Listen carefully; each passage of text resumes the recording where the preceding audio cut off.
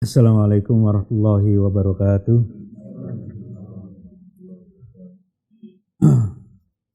Alhamdulillahirabbil alamin wa bihi nasta'in ala umuri dunya waddin. Wassalatu wassalamu ala khatimil anbiya wal mursalin wa ala alihi wa sahbihi wa man tabi'ahum bi ihsan ila yaumiddin. Amma ba'du. Ikhwan sekalian, alhamdulillah pada kajian rutin kita, insya Allah per hari ini kita akan mulai dengan materi atau kitab yang telah disiapkan oleh Dr. Agus Hasan Al-Basori yang merupakan mudir dari Yayasan Bina Asbutama Al-Islami di Malang, dan beliau ngasih judul Al-Arba'un An-Nawawiyah wa Ziyadatuha Ar-Rajabiyah Ma'al Fawaid Al-Mustambita Minha. Insyaallah ini adalah gabungan dari dua buku atau dua hadis yang terkenal, yaitu miliknya Imam Al-Arba'in An-Nawawi dengan ditambah dengan dari yang Ibnu Rajab, insyaallah begitu. Nah, untuk lebih jelasnya, mari kita mulai hadis yang pertama. Al-haditsul awal, al-a'mal bin niyat. An Amirul Mukminin Abi Hafs Umar bin Khattab radhiyallahu anhu qala sami'tu Rasulullah sallallahu alaihi wasallam yaqul innamal a'malu bin niyat wa innama likulli imri'in ma nawa faman kanat hijratuhu ilallahi wa rasulihi fa hijratuhu ilallahi wa rasulihi wa man kanat hijratuhu lidunya yusibuha aw imra'atin yankihuha fa hijratuhu ila ma hajara ilaihi. Rawahul Bukhari wa Muslim. Dari Amirul Mukminin Umar bin Khattab radhiyallahu an, dia berkata, saya telah mendengar Rasulullah sallallahu alaihi wasallam bersabda, sesungguhnya setiap amal perbuatan itu tergantung dari niatnya. Tergantung, setiap perbuatan atau setiap amal itu tergantung dari niatnya. Dan setiap orang atau bagi tiap orang akan mendapatkan dari apa yang dia niatkan. Maka barang siapa yang berhijrah kepada Allah dan Rasul-Nya, maka dia insya Allah akan mendapatkan, atau dia adalah berhijrah kepada Allah dan Rasul-Nya.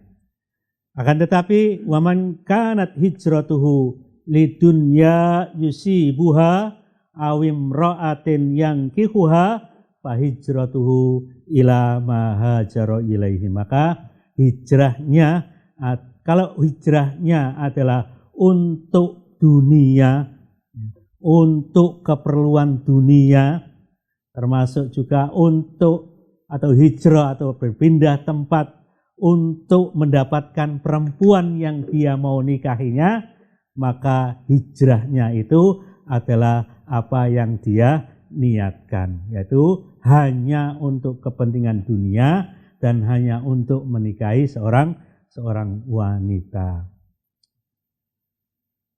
Diriwayatkan oleh Bukhari dan Muslim. Dari hadis ini kita bisa dapat mengambil manfaat atau faedah yang banyak sekali. Di antaranya, amal atau perbuatan haruslah disertai dengan niat, agar amal atau perbuatan kita tidak sia-sia. Yang kedua, disyaratkan niat dalam mengerjakan tiap ibadah, sholat, zakat, puasa, dan yang lainnya. Yang ketiga, niat untuk membedakan dari satu amalan yang serupa. Contoh, 2 rakaat di waktu fajar.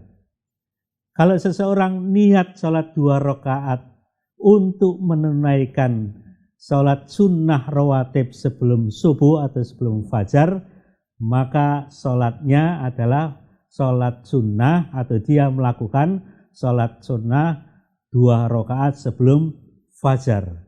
Akan tetapi ketika dia berniat untuk mengerjakan sholat 2 rakaat itu adalah sholat subuh, berarti dia mengerjakan sholat subuh. Sama-sama 2 rakaat di waktu yang sama, hampir bersamaan, akan tetapi ketika niat diberikan atau tiap disampaikan atau tiap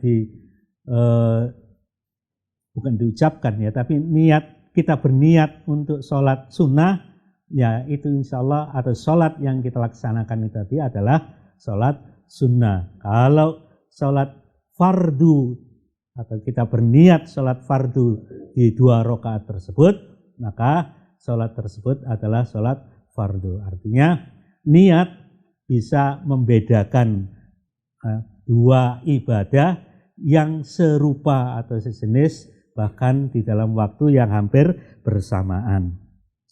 Yang keempat, sah dan tidaknya suatu amal tergantung dari niat. Yang kelima, seorang mukallaf atau yang sudah dibebani dengan kewajiban-kewajiban akan mendapatkan apa yang dia niatkan dari sebuah amal atau ibadah. Yang keenam, wajibnya ikhlas lillahi ta'ala dalam beramal. Yang ketujuh, diharamkannya amalan yang diniatkan untuk selain Allah Subhanahu wa ta'ala. Selanjutnya yang kedelapan, disyariatkannya hijrah dari negeri syirik ke negeri Islam. Dalam yang kesembilan, dalam syariat hijrah harus dilakukan dengan ikhlas untuk Allah Subhanahu wa ta'ala dan Rasulnya. Ketika Rasulullah SAW masih hidup, bagaimana kalau Rasulullah sudah wafat? Maka hijrahnya adalah untuk menegakkan agama dan melakukan atau menjalankan atau mengikuti sunnah-sunnahnya. Kesepuluh, orang yang ikhlas dalam mengerjakan amal, maka dia akan mendapatkan balasan insyaallah ta'ala dengan syarat dia harus memenuhi syarat-syarat dari suatu amal yang sudah ditentukan. Selanjutnya yang ke-11, ketika seseorang mengerjakan amal dan hanya untuk menggapai dunia saja, maka dia akan mendapatkan yang dia inginkan, yang ingin tentunya dengan seizin Allah Subhanahu wa ta'ala. Dan ketika sebaliknya, ketika Allah Subhanahu wa ta'ala tidak berkehendak, maka orang ini tidak mendapatkan apa-apa. Artinya salah niat. Ya, salah niat. Ya, selanjutnya ke-12, amal menjadi sia-sia ketika tidak dikerjakan dengan ikhlas. Selanjutnya yang ke-14,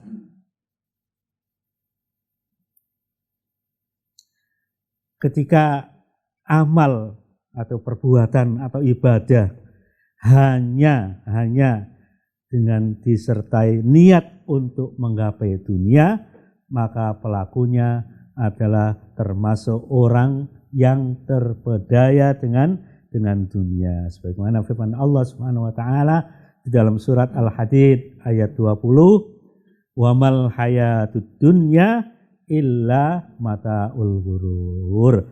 Bahwasanya kehidupan dunia tidak lain hanyalah kesenangan yang palsu.